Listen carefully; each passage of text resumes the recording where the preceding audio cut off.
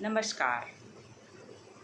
मेरा नाम श्रीमती हेमपुष्पा नायक है और मैं वर्तमान में अटल बिहारी वाजपेयी विश्वविद्यालय बिलासपुर से संबंधित शासकीय नवीन महाविद्यालय बिर्रा, जिला जांजगीर चांपा में सहायक प्राध्यापक हिंदी के पद पर पदस्थ हूँ। आज मैं आपके सामने MA द्वितीय सेकेंड सेमेस्टर के चतुर्थ प्रश्न पत्र हिंदी भाषा में सम्मिलित इकाई 3 के अंतर्गत आने वाले क्रिया और विशेषण बिंदु पर चर्चा करूँगी। चलिए हम पहले क्रिया की बात करेंगे। क्रिया किसे कहते हैं? क्रिया का सामान्य अर्थ है काम। वाक्य के जिस शब्द से हमें किसी कार्य के होने या करने का पता चले उसे क्रिया कहते हैं। प्रत्येक वाक्य में क्रियापदों का महत्वपूर्ण स्थान है। क्रिया के बिना वाक्य अपूर्ण रहता है। प्रत्येक वाक्य में क्रिया अवश्य होती है। धातु क्रिया के मूल रूप को धातु कहते हैं, जैसे लिख, पढ़, बैठ, जा, खा आदि। यौगिक रूप अथवा सामान्य रूप, क्रिया का सामान्य रूप। मूल धातु में ना प्रत्यय लगाकर क्रिया का सामान्य रूप बनाया जाता है, जैसे लिख धन ना लिखना, पढ़ धन ना पढ़ना, खा धन ना खाना, सो ना सोना, बैठ ना बैठना आदि। कहने का तात्पर्य है कि जिनसे हमें कार्य के होने का पता चले उसे क्रिया कहते हैं। रचना की दृष्टि से क्रिया के 2 भेद हैं, सकर्मक क्रिया और अकर्मक क्रिया। सकर्मक क्रिया का अर्थ है कर्म के साथ होने वाली क्रिया, जिसे हम सकर्मक क्रिया कहते हैं। जिन क्रियाओं में कर्म की अपेक्षा रहती है उन्हें सकर्मक क्रियाएं कहते हैं। जैसे ड्राइवर बस चला रहा है, नेहा चित्र देख रही है, मोहन ने पत्र लिखा। इन वाक्यों में चला रहा है, देख रही है, लिखा सकर्मक क्रियाएं। चलाने, देखने और लिखने का कार्य क्रमशः ड्राइवर, नेहा, मोहन कर रहे हैं और इनका फल कर्म पर पड़ रहा है, इसलिए यह सभी सकर्मक क्रियाएं हैं। कार्य करने वाले को कर्ता कहते हैं और उनका उदाहरण देखते हैं। सकर्मक क्रिया की पहचान के लिए हम क्या और किसको शब्द लगाकर प्रश्न कर सकते हैं। जैसे ड्राइवर क्या चला रहा है? ड्राइवर बस चला रहा है। नेहा क्या देख रही है? नेहा चित्र देख रही है। मोहन ने क्या लिखा? मोहन ने पत्र लिखा। तो क्रिया के साथ क्या शब्द लगाने से उत्तर में जो हमें मिलता है, क्या शब्द लगाने से जो उत्तर मिल रहा है वही कर्म है। अब हम देखते हैं सकर्मक क्रियाएं में कितने कर्म आ सकते हैं। सकर्मक क्रिया में एक कर्म भी होते हैं और अक्सर 2 कर्म भी होते हैं। जिन वाक्यों में एक कर्म होते हैं उसे एक कर्मक क्रिया कहते हैं। जैसे मीना माला बना रही है। मीना क्या बना रही है? मीना माला बना रही है। इस वाक्य में मीना कर्ता है और माला कर्म है। जैसा कि हमने बताया कि क्या शब्द लगाकर क्रिया की पहचान कराने वाले शब्द को हम कर्म कहते हैं। तो यहाँ पर मीना क्या बना रही है? मीना माला बना रही है, तो माला यहाँ कर्म है। द्विकर्मक क्रिया, जिन वाक्यों में क्रिया के 2 कर्म होते हैं उसे द्विकर्मक क्रिया कहते हैं। आभा ने प्रभा को मिठाई दी। आभा यहाँ करता है, प्रभा और मिठाई प्रभा को, और किसको दी? प्रभा को दी। क्या दिया? मिठाई दिया। तो प्रभा और मिठाई यहाँ दो कर्म हैं, इसलिए इसे द्विकर्मक क्रिया, सकर्मक क्रिया कहते हैं। अन्य उदाहरण हम देखते हैं, एक कर्मक और द्विकर्मक। माता खाना खिलाती है, माता बच्चों को खाना खिलाती है। माली पानी देता है, माली पौधों को पानी देता है। द्विकर्मक क्रिया, माली पौधों को पानी दे रहा है। अध्यापिका पुस्तक पढ़ाती है, अध्यापिका बच्चों को पुस्तक पढ़ाती है। तो इस तरह हम देखते हैं एक कर्मक और एवं द्विकर्मक, सकर्मक क्रियाएं। अकर्मक क्रियाएं। अकर्मक का अर्थ है जिसमें कर्म ना हो। जिन क्रियाओं में कर्म की अपेक्षा नहीं होती उन्हें अकर्मक क्रियाएं कहते हैं। रमेश सो रहा है, पिताजी जा रहे हैं, चिड़िया उड़ रही है। इन वाक्यों में रमेश, पिताजी, चिड़िया करता है और इनमें कोई कर्म नहीं है। क्रिया का फल सीधे कर्म कर्ता पर ही पड़ रहा है, इसलिए इन्हें अकर्मक क्रियाएं कहते हैं। अकर्मक क्रिया की पहचान के लिए क्रिया के साथ कौन शब्द लगाकर प्रश्न किए जाने से हमें अकर्मक क्रियाओं का पता चलता है। कौन जा रहे हैं?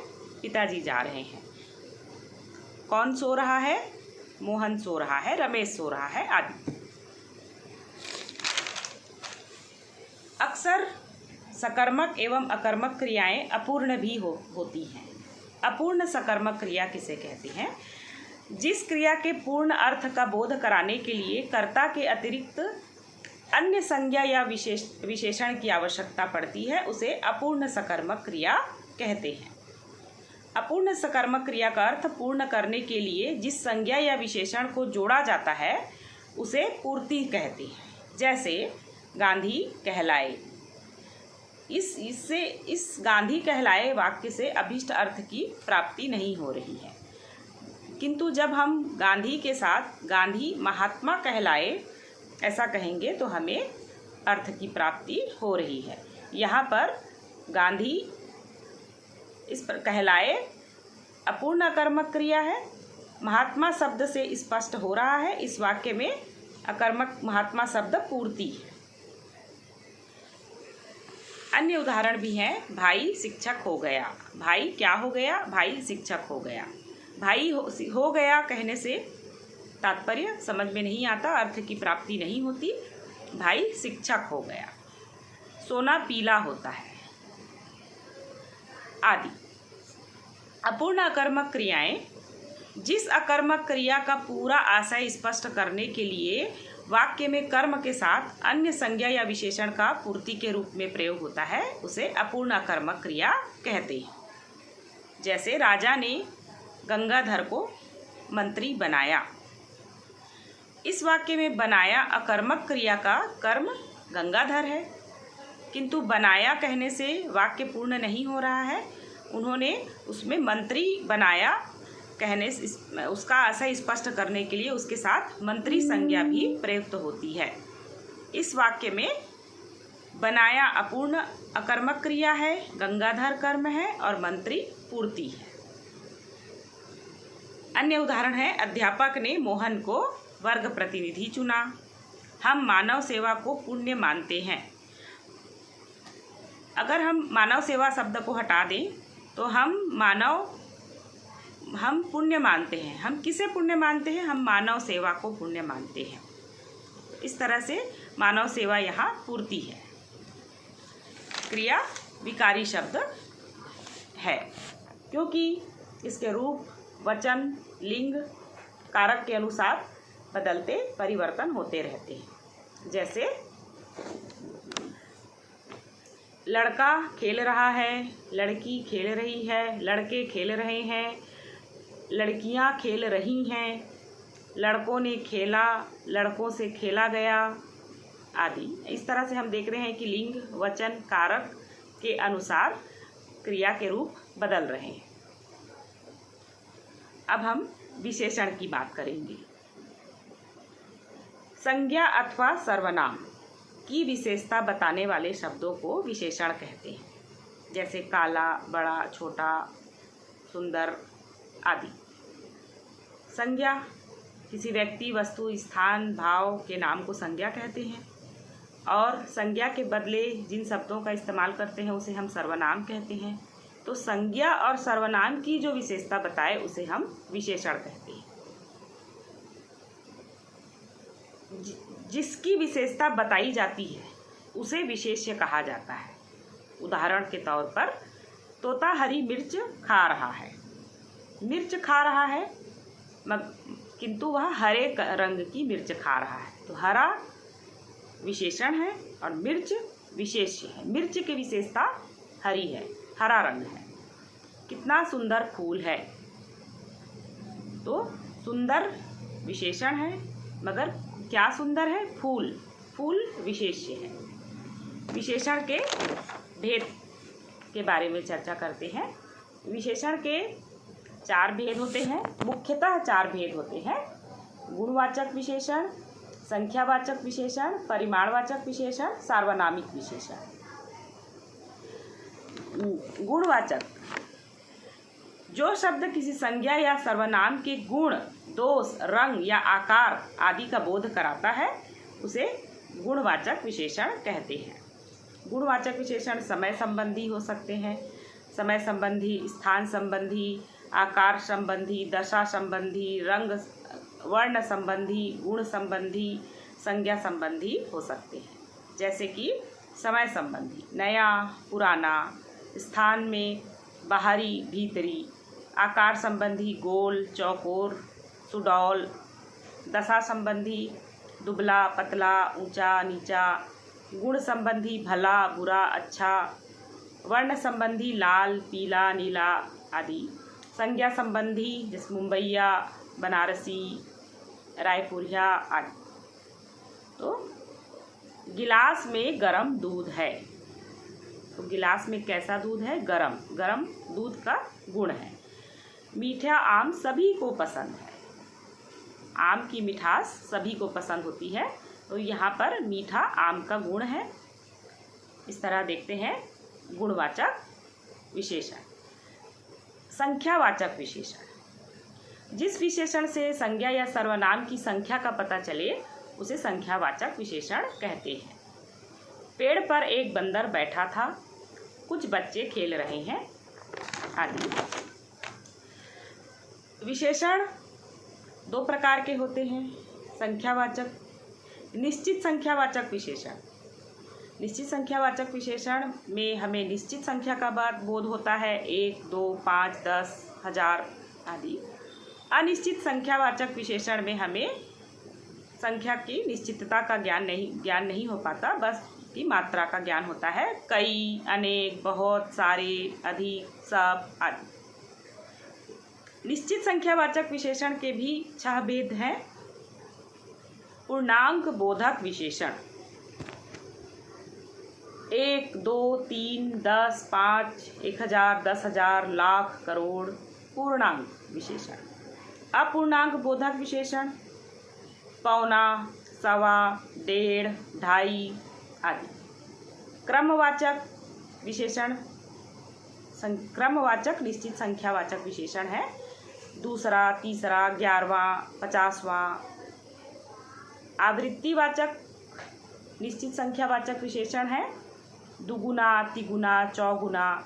समूहवाचक विशेषण में देखते हैं तीनों, पाँचों, तीनों लड़के आ जाओ, पाँचों लड़के आ जाओ, 8वां पहर हमने उनकी सेवा की। इस तरह के हम उदाहरण देखते हैं। प्रत्येक बोधक विशेषण, प्रति, प्रत्येक, हर एक, हर। उदाहरण देखते हैं, प्रत्येक को प्रसाद मिलेगा। इस वाक्य से हमें प्रत्येक बोधक विशेषण का पता चलता है। अनिश्चित वाचक संख्यावाचक विशेषण, अनिश्चित संख्यावाचक विशेषण, जिस विशेषण से संख्या का तो बोध हो किंतु निश्चित संख्या का बोध ना हो उसे अनिश्चित संख्यावाचक विशेषण कहते हैं। जैसे कुछ फल ले आओ, सभी लड़के बाहर आ जाओ इत्यादि। परिमाणवाचक विशेषण, जिन शब्दों से किसी वस्तु के नाप तोल का बोध हो उसे हम परिमाणवाचक विशेषण कहते हैं। परिमाणवाचक विशेषण भी दो प्रकार के होते हैं, निश्चित परिमाणवाचक, अनिश्चित परिमाणवाचक। जैसे जतिन ने 4 मीटर कपड़ा खरीदा, यहाँ पे निश्चित है कि 4 मीटर ही कपड़ा खरीदा है। थोड़ा चीनी ले आओ, यहाँ पे चीनी है मगर थोड़ा कम, तो इस थोड़े शब्द से हमें पता चलता है कि अनिश्चित परिमाणवाचक विशेषण का प्रयोग किया गया है। आगे हम देखते हैं संकेतवाचक अथवा सार्वनामिक विशेषण। जब कोई सर्वनाम शब्द संज्ञा शब्द से पहले आए तथा वह विशेषण शब्द की तरह संज्ञा की विशेषता बताए उसे संकेतवाचक या सार्वनामिक विशेषण कहते हैं। यह वृक्ष ऊंचा है। इस डिब्बे में 2 किलो तेल है, 2 लीटर तेल है। वृक्ष ऊंचा है, यह वृक्ष ऊंचा है। यह शब्द सर्वनाम है जो पहले आ रहा है, और ऊंचा हम उस वृक्ष की बात कर रहे हैं, ऊंचाई की बात कर रहे हैं जो उसकी विशेषता बता रहा है। तो यहाँ पे सर्वनाम पहले आ रहा है, इसलिए इसे हम सर्वनामिक विशेषण कहते हैं। सार्वनामिक विशेषण निश्चयवाचक होते हैं, अनिश्चयवाचक होते हैं, प्रश्नवाचक होते हैं एवं संबंधवाचक होते हैं। व्युत्पत्ति की दृष्टि से 2 प्रकार होते हैं। मूल सार्वनामिक विशेषण, जो सर्वनाम बिना किसी रूपांतर के विशेषण के रूप में प्रयुक्त होते हैं उसे मूल सार्वनामिक विशेषण कहते हैं। जो सार्वनामिक मूल सर्वनाम में प्रत्यय आदि जुड़ जाने से विशेषण के रूप में प्रयुक्त होते हैं उसे यौगिक सार्वनामिक विशेषण कहते हैं। मूल सार्वनामिक विशेषण का उदाहरण है कुछ विद्यार्थी अनुपस्थित हैं, और यौगिक सार्वनामिक विशेषण का उदाहरण हम देख सकते हैं, तुम कितने रुपए तुम्हें चाहिए, मुझसे इतना बोझ नहीं उठेगा। तो यहाँ पर कितने, इतना यौगिक सार्वनामिक विशेषण के उदाहरण हैं। विशेषणों की अवस्थाओं के बारे में हम जान लेते हैं। व्यक्ति, वस्तु अथवा स्थिति की तुलनात्मक व्यवस्था को ही विशेषण की तुलनात्मक अवस्थाएं कहते हैं। विशेषण की 3 अवस्थाएं होती हैं, मूलावस्था, उत्तरावस्था, उत्तमावस्था। विशेषण की साधारण स्थिति को मूलावस्था कहते हैं। स्त्री सुंदर गीत गाती है, उदाहरण है, मूल सामान्य स्थिति में वह सुंदर गीत गा रही है। उत्तरावस्था किसे कहते हैं? जब 2 व्यक्तियों, वस्तुओं अथवा स्थानों की तुलना होती है और उनके किसी गुण द्वारा किसी एक की न्यूनता या अधिकता का बोध होता है, उसे हम उत्तरावस्था कहते हैं। जैसे कि सीता गीता से अधिक सुंदर है, यहाँ पे सीता और गीता की तुलना हो रही है और उनकी सुंदरता की तुलना हो रही है, और अधिक शब्द से पता चल रहा है कि तुलनात्मक विशेषण यहाँ प्रयुक्त हो रहा है। उत्तमावस्था, जब 2 या 2 से अधिक वस्तुओं की तुलना करके किसी एक को सबसे न्यून अथवा सबसे श्रेष्ठ बताया जाता है, वहाँ पे उत्तमावस्था कहलाती है। सीता सबसे अधिक सुंदर है, यहाँ पे सबसे अधिक सुंदर सीता को माना जा रहा है, तो यह उत्तमावस्था कहलाती है।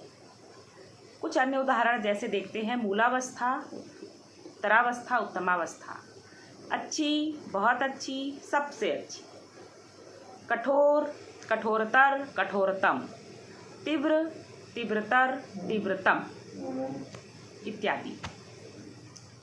इस तरह विशेषण के बारे में हमने जाना, क्रिया के बारे में हमने जाना।